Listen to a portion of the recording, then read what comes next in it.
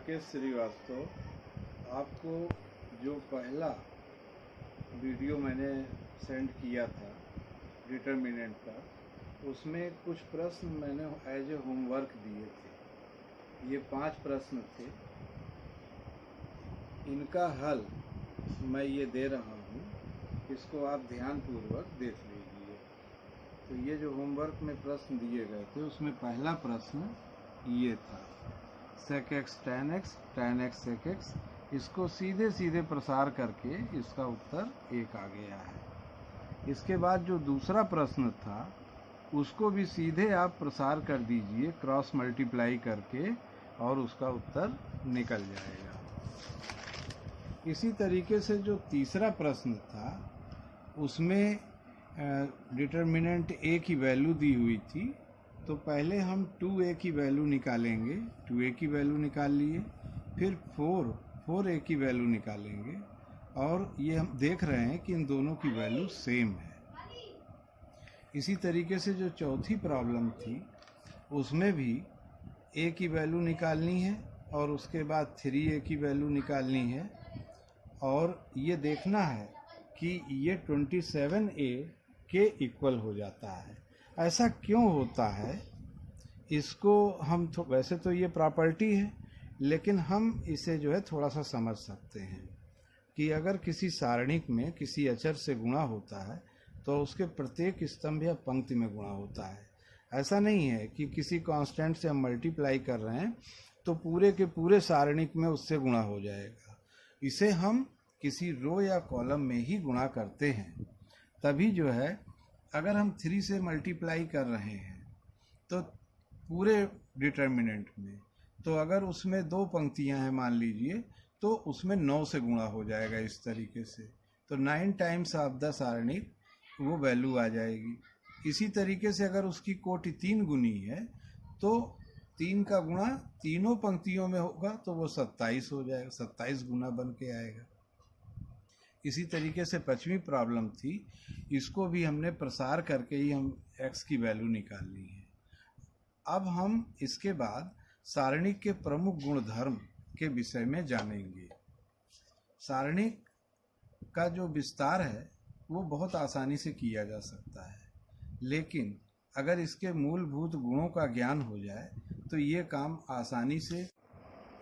यदि किसी सारणिक की किसी पंक्ति या स्तंभ के सभी अवयव शून्य हो, तो सारणिक का मान शून्य होता है।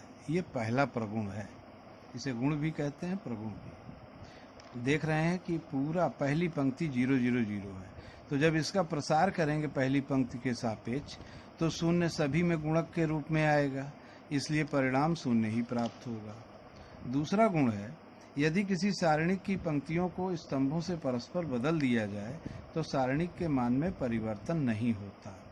अगर किसी रो को कॉलम से और कॉलम को रो से बदल दिया, जैसे यहाँ देख लो कि A1 B1 पहली पंक्ति है, A2 B2 दूसरी पंक्ति है, इसका मान आता है A1 B2 minus A2 B1। अब अगर हम इसे बदल दें पंक्ति को स्तंभ से, तो A1 B1 ये हमारा पहला स्तंभ बन गया, जो कि पहली पंक्ति थी, और दूसरी पंक्ति A2 B2 हमारा दूसरा स्तंभ बन गया। इसका भी मान वही आता है। इससे ये पता चलता है कि सारणिक के मान में कोई परिवर्तन नहीं हुआ। तीसरा गुण है, यदि किसी सारणिक की किन्हीं 2 समांतर आसन्न पंक्ति या स्तंभों को परस्पर बदलें, तो सारणिक का मान नहीं बदलता, किंतु चिन्ह बदल जाता है। इसको देख लें, इसको अगर हम प्रसार करते हैं तो A1 B1 minus A2 B1 आ रहा है, लेकिन अगर इस पंक्ति को इसमें आपस में बदल दे रहे हैं, A2 B2 को ऊपर कर दिए, A1 B1 को नीचे कर दिए, तो इसका मान ऋणात्मक आ रहा है। इसी तरह से चौथा गुण है, यदि किसी सारणिक में कोई 2 पंक्तियां या स्तंभ सर्वसम हो, तो उस सारणिक का मान शून्य होता है। ये भी बड़ा आसान है। A1 B1 C1 A1 B1 C1 ये 2 पंक्तियां हैं। अब जब हम इन्हें एक दूसरे में ट्रांसफ़र करेंगे, तो ये ऊपर 0 0 0 प्राप्त हो जाएगा। ये देखो, R1 को R1 माइनस R2 लिख सकते हैं, तब पहली पंक्ति 0 0 0 बन जाएगी, जो कि पहले प्रगुण से इसका मान शून्य आ जाएगा। 5वां गुण है, यदि किसी सारणी की किसी पंक्ति या स्तंभ के सभी अवयवों को किसी संख्या से गुणा करें तो सारणी के मान में भी उस संख्या से गुणा हो जाता है। अब ये देखो, पहला स्तंभ है, उसमें यम से गुणा कर दिया गया है। प्रथम स्तंभ के सापेक्ष विस्तार अगर हम कर देंगे तो सभी गुणांकों में यम हमें मिल रहा है, इस यम को कॉमन ले लें तो यम गुना सारणिक का मान आ जाएगा। चौथा गुण है, यदि किसी पंक्ति या स्तंभ का प्रत्येक अवयव दो या अधिक राशियों का योग है तो सारणिक को उसी कोटि के दो या अधिक सारणिकों के योग के रूप में लिख सकते हैं। यहाँ देख लो, पहले स्तंभ में a1 plus alpha 1, a2 plus alpha 2, a3 plus alpha 3 है। इसको हम दो टुकड़े में तोड़ सकते हैं। ये दोनों टुकड़े इसके यहाँ दिख रहे हैं कि a1 a2 a3, b1 b2 b3, c1 c2 c3। इसके बाद ये अल्फा 1 अल्फा 2 अल्फा 3 को लेकर हम एक नया सारणिक बना सकते हैं। इस तरह से ये बना है, ये कहा जा रहा है इस गुण में। इसको हम सिद्ध कर सकते हैं इस सहायता से कि प्रथम स्तंभ के सापेक्ष अगर विस्तार कर दो इस कॉलम के सापेक्ष तो ये फल हमें प्राप्त होता है कि a1 के साथ सभी गुणांक आ रहे हैं, a1 a2 a3 के साथ, इसी तरह से अल्फा 1 अल्फा 2 अल्फा 3 के साथ। तो ये पहले सारणिक का विस्तार है, ये दूसरे सारणिक का विस्तार है। इसकी सहायता से हम दो नए अलग अलग सारणिक बना सकते हैं।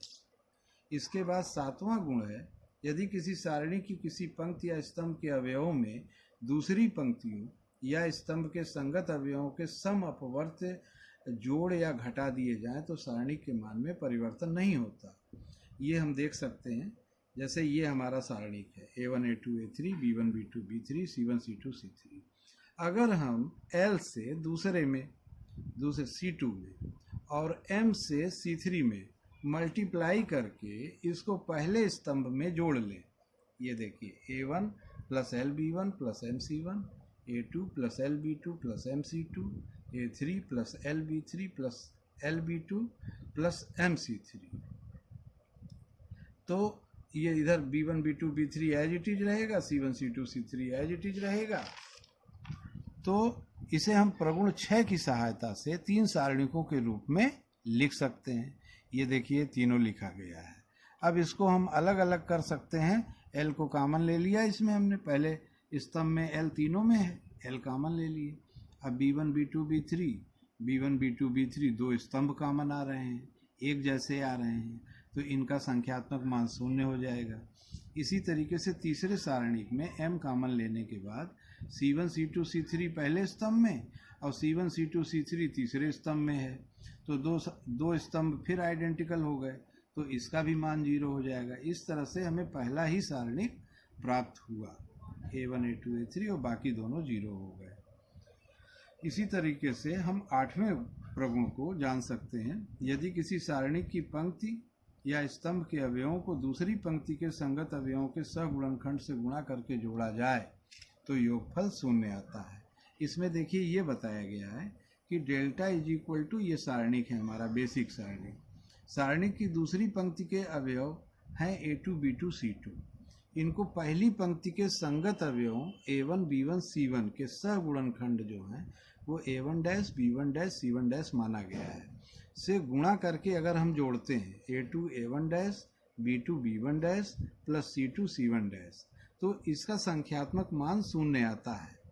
इसको हम प्रसार विधि से सिद्ध कर सकते हैं। a2, अब ये जो है सहगुणनखंड है a1 डैश, इसके लिए हमारे पास सूत्र है -1 to the power i plus j, जो आपको बाद में बताया जाएगा। फिलहाल यहाँ पे अभी आप समझ लीजिए कि a1 डैश a1 का सहगुणनखंड है, तो इसके लिए हमें सभी में -1 to the power i plus j लगाना है। तो ये पहली पंक्ति और पहले स्तंभ का अवयव है, तो i बराबर 1 हो गया और j बराबर 1 हो गया, यहाँ लिखा है। इसी तरीके से b1 के लिए ये पहली पंक्ति दूसरे स्तंभ का अवयव है, तो i बराबर 1 j बराबर 2। c1 पहली पंक्ति तीसरे स्तंभ का अवयव है, तो i इज इक्वल टू 1 और j इज इक्वल टू 2, जो यहाँ लिखा हुआ है 3। तो इस तरीके से इसका प्रसार कर देंगे और ये मान 0 आ जाता है। इससे हमें एक जानकारी और मिलती है कि इसके खाली यही एक तरीका नहीं है कि 0 प्राप्त होगा। अगर हम किसी अन्य पंक्ति के भी सहगुणनखंड ले लें जो आइडेंटिकल नहीं होना चाहिए। A1 के साथ A2 डैश ले लिया है, B1 B2 dash, C1 C2 dash, इसका भी मान 0 आएगा। अगर A3 का ले रहे हैं तो A1 A3 dash, B1 B3 dash, C1 C3 dash बराबर भी 0 आएगा। अब हम अंतिम प्रगुण के विषय में जानेंगे। यदि किसी सारणिक में चर निहित है तथा इस अवयव चर x में बहुपद शून्य हो जाता है तो x माइनस a उसका एक गुणनखंड होता है। इसको हम कैसे जानेंगे?